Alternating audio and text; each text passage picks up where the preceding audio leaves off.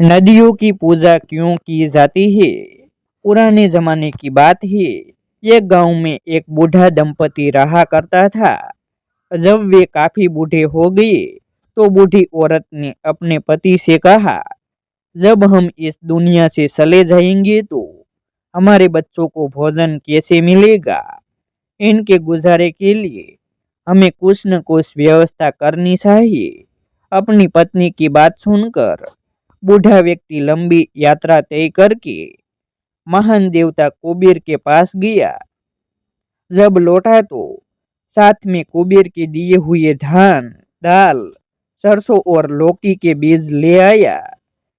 कुछ दिन यात्रा की थकान मिटाने के बाद अपने साथ कुछ कलेवा लेकर पति खेती करने के इरादे से घर से निकल पड़ा। उसने सबसे पहले एक उपजाऊ जमीन देखी, फिर जमीन के चारों ओर सीमा तय करते हुए बाड़ा लगाया और वापस घर आया। अगले दिन बूढ़ा फावड़ा और कुल्हाड़ी लेकर जमीन पर गया। वहां उगी झाड़ी और जंगल को साफ किया। सूखे जार पात को जलाकर खेती के लिए जमीन तैयार की। जमीन साफ होने के बाद उसने अपने इष्ट देवताओं को याद करते हुए जमीन की चारों दिशाओं में बारी बारी से पूजा की। पूजा की क्रिया समाप्त करने के बाद उसने जमीन के चारों ओर फावड़े से बारी बारी से प्रहार किया। कुछ समय बाद उसने पूरी जमीन को फावड़े से खोद डाला। जब मिट्टी तैयार हो गई, बूढ़े व्यक्ति ने उसमें विभिन्न प्रकार के बीज लगाए। तब तक मेहनत के कारण वह थक चुका था। वह वापस घर जाकर आराम करने लगा। जैसे जैसे समय बीतता गया, बूढ़े की खेती लहलहाने लगी। एक दिन बूढ़ी ने अपने पति से कहा कि उसे खेती देखने जाना है। बूढ़े ने यह कहते हुए मना करना का चाहा कि जमीन यहाँ से बहुत दूर है, चलते चलते थक जाओगी, सड़क पर पानी नहीं है, यदि प्यास लगी तो मुश्किल में पड़ जाओगी। लेकिन बूढ़ी अपनी जिद पकड़कर अड़ी रही। आखिरकार बूढ़े को उसे फसल दिखाने खेत में ले जाना ही पड़ा। दोनों चलने लगे। खेती के नजदीक पहुंचने पर बूढ़ी औरत को बहुत प्यास लगी और उसने पति को पानी पिलाने को कहा। बूढ़ा उस पर क्रोधित होकर कहने लगा, मैंने तुम्हें क्या बताया था, यहाँ पानी नहीं मिलेगा, फिर भी तुमने आने की जिद की, अब भुगतो। बूढ़ी अपने पति से कहने लगी, यदि तुमने मुझे पानी नहीं पिलाया तो मैं मर जाऊंगी, इसलिए कहीं से पानी ले आओ। बूढ़ा पानी की तलाश में निकल पड़ा। थोड़ी दूर चलने के बाद उसे एक तालाब दिखाई दिया। उसने बुढ़िया की आंखों में कपड़े की एक पट्टी बांध दी और उसे पानी तक खींच ले आया। उसने अपनी पत्नी से कहा, लो पानी पी लो, लेकिन पट्टी मत खोलना। बूढ़ी को लगा कि जरूर उसका पति उससे कुछ छुपा रहा है। जरा मैं भी तो देखूं इस तालाब में क्या है। यह सोचकर उसने चुपके से थोड़ी पट्टी हटाई तो देखा तालाब में कई जोड़े बतख पानी में खेल रहे थे, किलोल कर रहे थे। सभी जल विहार का आनंद उठा रहे थे। यह दृश्य देखकर बूढ़ी औरत के मन में अपने पति के साथ जल क्रीड़ा करने की इच्छा हुई। समय बीतता गया। बूढ़े और बूढ़ी के यहाँ कई संतानों ने जन्म लिया। परिवार बढ़ने के कारण अब बच्चों के पालन पोषण की जिम्मेदारी बढ़ गई। कुछ नया व्यवसाय करने का मन बनाकर बूढ़ा हिमालय की ओर चल पड़ा। वहां एक उपयुक्त स्थान पर उसने एक तालाब बनाया और ढेर सारी मछलियां पानी पालनी शुरू की। एक दिन सौभाग्य के देवता भगवान श्री अपने सफेद कुत्ते के साथ हिरण, खरगोश और कछुए का शिकार करने आए।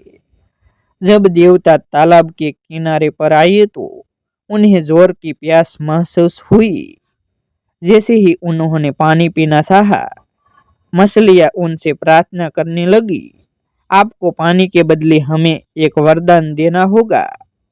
अवश्य, कहते हुए भगवान श्री ने अपनी प्यास बुझाई तो मछलियां फिर से कहने लगी, हमें महान नदी ब्रह्मपुत्र में ले जाकर छोड़ दो। मछलियों को दिए हुए वचन को पूरा करने के लिए भगवान श्री ने उन्हें अपने कर्मचारियों के साथ बांध दिया। पानी के अभाव में मछलियां मर सकती थी, इसलिए उन्हें ब्रह्मपुत्र तक ले जाने के लिए तालाब से ब्रह्मपुत्र तक पानी का रेला बहाना पड़ा ताकि मछलियां सुरक्षित नदी तक पहुंच सके। इस प्रयास में पानी के रेले नदी में परिवर्तित हो गए। इस तरह नदियों का जन्म हुआ। इसके बदले में मछलियों ने भगवान श्री को एक कद्दू और एक लौकी उपहार में दी। उन्हें अपने साथ लेकर भगवान अपने एक दोस्त के घर चले गए। उनका दोस्त वही बूढ़ा व्यक्ति था। उनके दोस्त ने उन्हें चावल से बनी शराब और सूअर का मांस खिलाया। उन्होंने दोस्त की इस खातिरदारी से खुश होकर मछलियों का दिया हुआ कद्दू दिया। दोस्त ने खुश होकर जब कद्दू को काटा तो देखा उसके अंदर शुद्ध चांदी भरा हुआ था। इसे पाकर बूढ़े की खुशियों का ठिकाना न रहा। सोचा उसे भगवान श्री को कुछ और दिन अपने यहाँ रखना चाहिए। इसीलिए उसने भगवान श्री की सेवा के लिए ताजी देसी शराब और सूअर के ताजे मांस की व्यवस्था की। भगवान श्री उसकी आवभगत से अधिक खुश होकर उसे मछली की दी हुई लौकी भी दे दी। बूढ़े ने लौकी काटी तो देखा वह शुद्ध सोने से भरी है। अब बूढ़े के पास भगवान की कृपा से अपने बच्चों के लालन पालन के लिए पर्याप्त धन इकट्ठा हो चुका था। उसने भगवान को धन्यवाद दिया। इसके बाद भगवान श्री अपने घर जाने के लिए निकल पड़े। घर पहुंचने पर पाया कि उनकी छोटी बेटी बहुत बीमार है।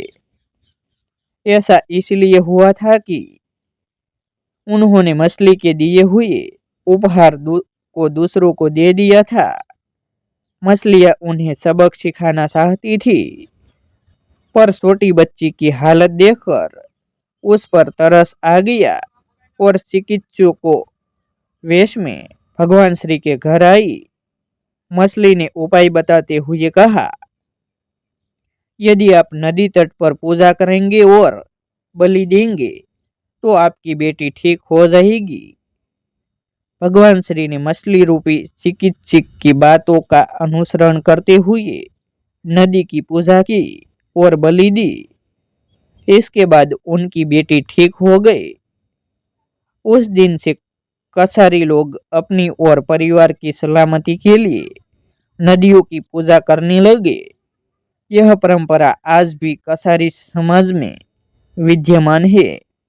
ऐसे ही नए नए वीडियो देखने के लिए हमारे YouTube चैनल सब्सक्राइब करें, वीडियो को लाइक करें और शेयर करें। फिर मिलते हैं एक नई स्टोरी के साथ। आभार।